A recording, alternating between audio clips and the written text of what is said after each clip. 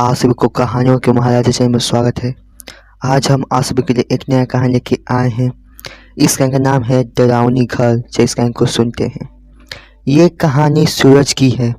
वो अपनी मम्मी शकुंतला और अपने पापा मानव के साथ शिमला घूमने आया था, लेकिन उन सभी को घर रहने को नहीं मिल रहा था। तभी उन्हें रास्ते में एक घर दिखाई देता है। उस घर के अलावा और कोई भी घर नहीं था। सूरज और उसका परिवार उस घर के अंदर चले जाता है।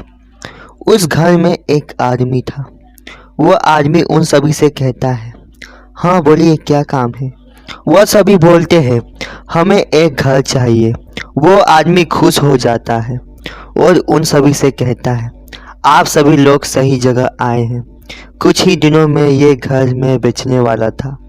वह सभी उस आदमी से कहते हैं, 5 लाख देंगे, उससे ज़्यादा हम लोग के पास पैसा नहीं है। वो आदमी बोलता है, ठीक है, ये घर आज से आप सभी का हुआ। वैसे मैं कुछ ही दिनों में इस घर से जाने वाला था, लेकिन आज ही चले जाऊंगा। वो सभी उस आदमी से कहते हैं, आप अपना अकाउंट नंबर भेजिए। वो आदमी बोलता है, ठीक है, और भेज देता है। कुछ ही देर में उस आदमी के अकाउंट में 5 लाख आ जाता है। वो आदमी उस घर से चले जाता है। मानव और उसका परिवार बहुत खुश था। इतने बड़े घर इतने सस्ते में, लेकिन किसी को पता नहीं था कि उन सभी का कोई इस घर में इंतजार कर रहा है। मानव और उसके परिवार को इस घर में रहते हुए 1 महीने ही हुआ था, लेकिन एक दिन कुछ ऐसा होता है जो कि मानव और उसके परिवार का रूह कांप जाता है। जब सूरज अपने कमरे में सूता था तो उसे ऐसा लगता है कि कोई उसका चेहरा को चीर रहा है।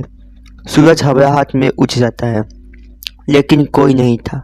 सूरज फिर से सो जाता है और मानव की बेटी सोनी को ऐसा लगता है कि कोई उसका गला घोंट रहा है।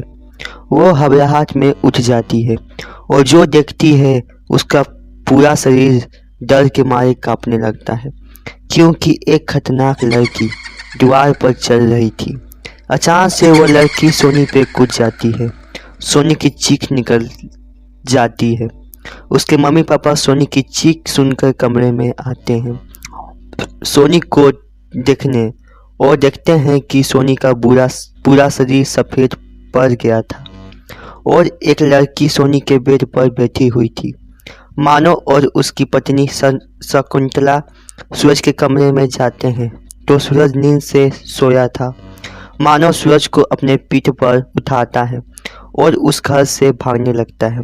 भागते भागते तीनों एक जंगल में आ जाते हैं। मानव पुलिस को फ़ोन लगाता है।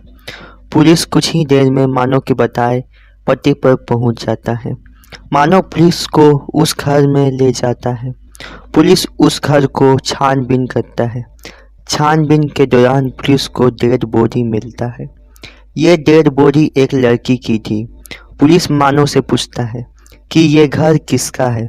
मानव पुलिस को बताता है कि ये घर श्यामनाथन की है। पुलिस श्यामनाथन को पूरे शहर में ढूंढती है। श्यामनाथन पुलिस को मिल जाता है। पुलिस श्यामनाथन को बहुत मारती है। तब जाकर श्यामनाथन बताता है कि वो लड़की मेरी पत्नी है, मैंने उसे मारा है।